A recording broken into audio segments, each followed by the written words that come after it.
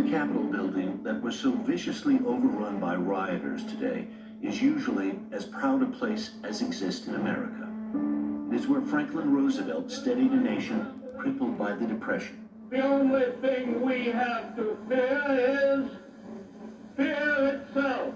And where John F. Kennedy called a country to service. Ask not what your country can do for you. Ask what you can do for your country. Anyone who has walked through it, be it on a school trip or a family vacation, can feel the Capitol's power. It is palpable. To know that the nation's business is carried on there makes your heart skip a beat or two.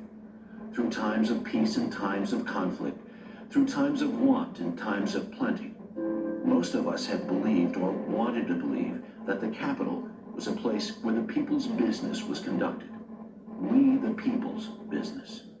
Throughout our history, representatives came from every corner of the country. And as the country grew, so too did the House and Senate. It grew to look more and more like we do.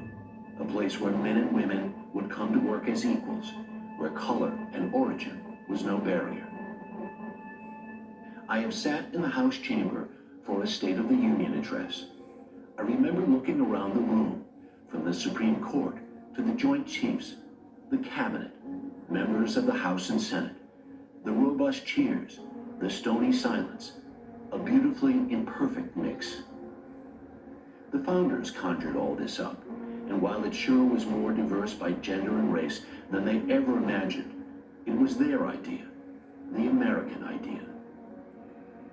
I have stood in line twice at the Capitol to pay respects to presidents who passed.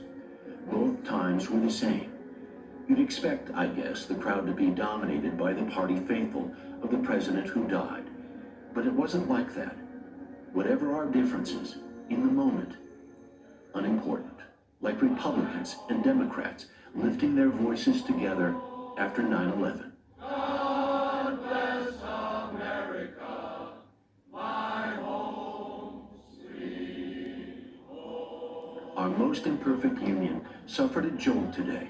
A simple procedural step in the peaceful transition of power was crashed by an angry mob. It was as disturbing as it was heartbreaking. It was, quite frankly, un-American. Most of us, I reckon, still believe in our ability to govern ourselves, to abide by the will of our fellow citizens. Many have sacrificed much, and some have sacrificed all to ensure those rights.